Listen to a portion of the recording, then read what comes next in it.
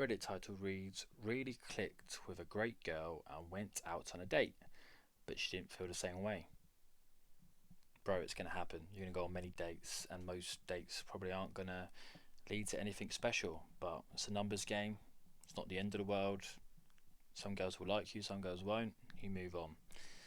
But let's read what he has to say. I, a 26-year-old male, matched with this girl on Hinge, and we really hit it off.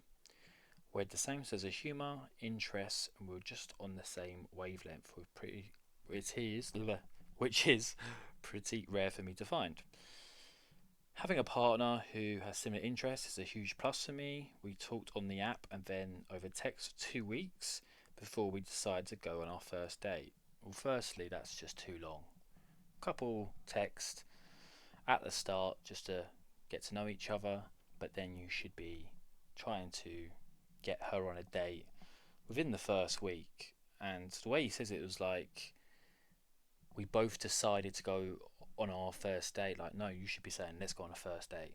Do you know what I mean? It kind of sounds like it's too much communication went on before this first date. Anyway, he got on the date. Let's see how it went. At this point, I was definitely already falling for her, and we already had two separate share notes of shows, movies to watch together, and date ideas. How can you already be falling for a girl when you haven't even met her yet, and you're just messaging?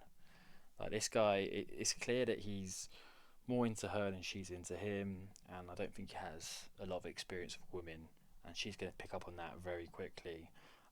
Like they're already thinking about future dates and having movie dates as well into the future. Like you haven't even had your first date yet, so how can you have these conversations? It's not a good sign.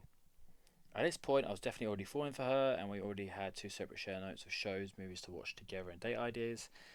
A little more about me. I've always considered myself to be a hopeless romantic and recognised I was falling hard and getting ahead of myself. Well, at least you're aware of it, but why, if you are aware of it, why do you still do it? Like, you should be able to stop yourself if you're aware of what you're doing. And if you've had bad experiences in the past, then you should be changing the way you go about relationships and dating because it's going to happen again, like it is now. I mentioned that I tend to do this when dating to her, and she said she does the same thing and that she really liked what's been going on as far between us, which made me feel a lot better about things. Why are you telling her about your shortcomings in past relationships? Again, you want to show to this girl or give the impression to this girl that you have a plethora of options and you have experience and this is normal for you. Don't start saying, "Oh yeah, the relationship I had in the past, she cheated on me because I did this and that." It's like, no, you're already painting a picture that you're not good at relationships and you're a bit of a wet wipe. You, my viewpoint is like, don't say something if you think it's going to have like a negative impression. So just keep it to yourself. Only say things that are going to make you look good and create positive energy. This is already just promoting defeatist mentality, and she's going to pick up on that. Flash forward to last Friday, I decided to take her to a really fancy vegetarian spot in the city. I'm not vegetarian, but she is. I want to show her that I don't mind. Why are you taking her to a fancy food restaurant on a first date? You haven't even met her. She doesn't deserve a fancy food date. She deserves a fancy food date maybe after the third or fourth date, after you've slept with her and things are going well, but not on the first date. You shouldn't be spending a lot of money on the first date because you know what she's like. Texting's very different to being in person. Go for something cheap. Go for something that you can quickly escape if things aren't going well, like a drinks date. And then the whole vegetarian thing, like, you should be going to somewhere that you both want to go to. Don't change your hobbies and your interests and the things you want to do to fit that woman. Again, that's fine if you've been dating for a while, you're in a relationship, but not on a first date. It shows you're just too needy and you're trying to impress her too much. Do something that you want to do and bring her along. That's what I used to do. I used to like maybe sometimes going on a walk, or I really enjoy my coffee. So I was like, hey, come along, because I was going to do it anyway. But it's nice to have a cute girl on my arm to do it with.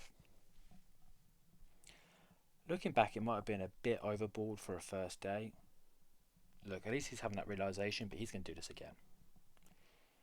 We met and hugged, and she was clearly a bit shyer in person, but after chatting some jokes, she opened up a lot more. That's good that he's able to open up a bit more.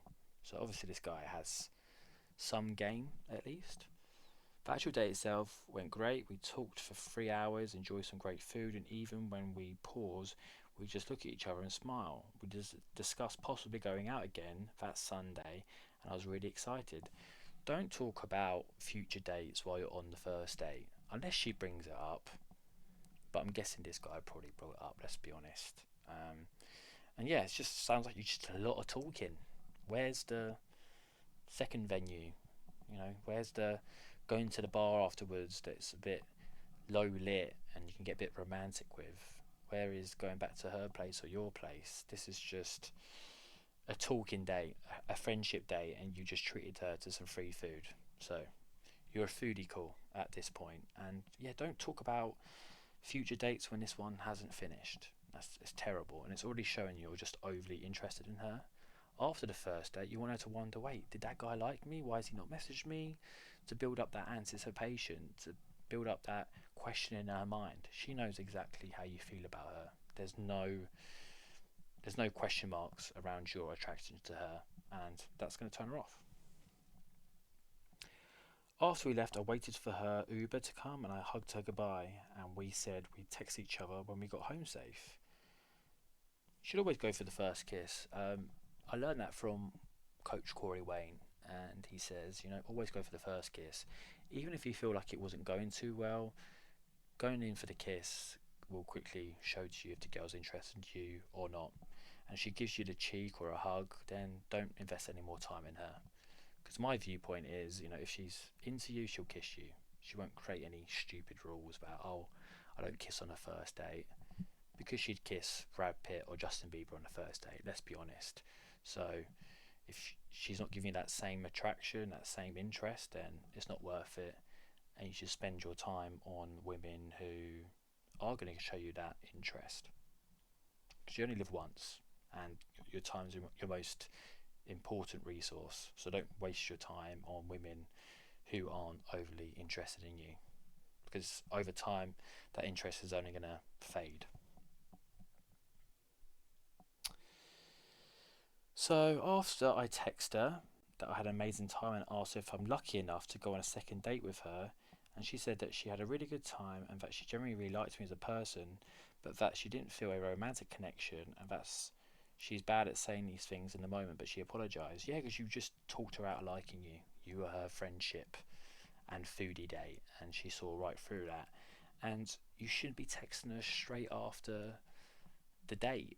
Like, text her 3 or 4 days later if you want, and saying, "Oh, you had such an amazing time." Like, she knows you had an amazing time. She knows that she was the highlight of your year, and to say, "Oh, am I lucky enough to go on a second date with you?" It's just like, "Oh, please, my highness, please like me, please go on another date with me." It's not a good look, bro, and that is why she doesn't want to go on a second date with you. It was really heartbreaking to hear, but I understood and wished her all the best. You probably understood because this has happened to you multiple times before and you haven't learned your lesson. I was devastated and cried it out, which kind of shows how invested I was in this. Bro, why are you crying? You've literally just met this girl, and he's probably already thinking of church bells and how many kids they're going to have and the Labrador they're going to have. It's, yeah. How invested I was in this when it wasn't a long-term relationship or anything like that. Yeah, imagine this guy who's actually in a relationship and she breaks up with him.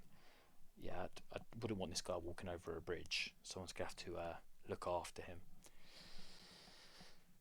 I've been reflecting a lot on everything and even started going back to counselling to talk about this and work on my attachment style.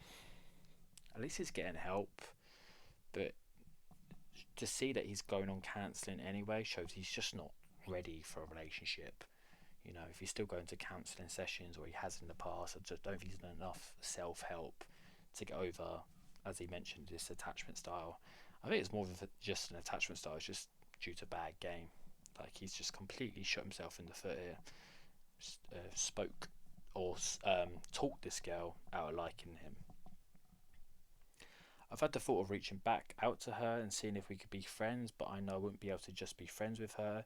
I'd be hoping for something more, which wouldn't be fair to her or me. Yeah, exactly. You don't want to be her friend, so cut her out, and maybe one day she'll come back to you. And if she does, then plan a date to meet each other.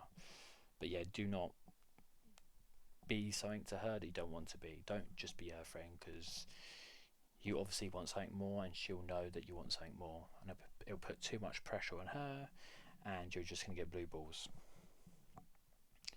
I think I was in love with the idea of falling in love with this girl. She was really perfect. I'm really sad she won't be part of my life. How do you know she's perfect? You just spoke about the types of movies you like, and she got free food out of the date. Like, did she even go half on that date? She knew she didn't like you romantically, but I'm guessing she still let you pay for the food and pay for the Uber. Like, this girl used you, and she was not perfect. No girl's perfect. You know, no guy's perfect either. But she certainly wasn't perfect, and it's because you don't know her. All I know about her is that she used you for food and a free Uber, and she probably gave another guy sex on the first date while you just got a hug. So she's not perfect, and you'll get over it, because you will find a girl who's more interested in you, but you've got to work on yourself first, because yeah, you're not ready. And as you said, you're a hopeless romantic, and you shouldn't be a hopeless romantic at your age. You should be going on multiple dates, because it is a game of numbers. You should be working yourself, and don't take girls on expensive first dates. Are just some tips here. Anyway, that's all, guys. Cheers. See ya.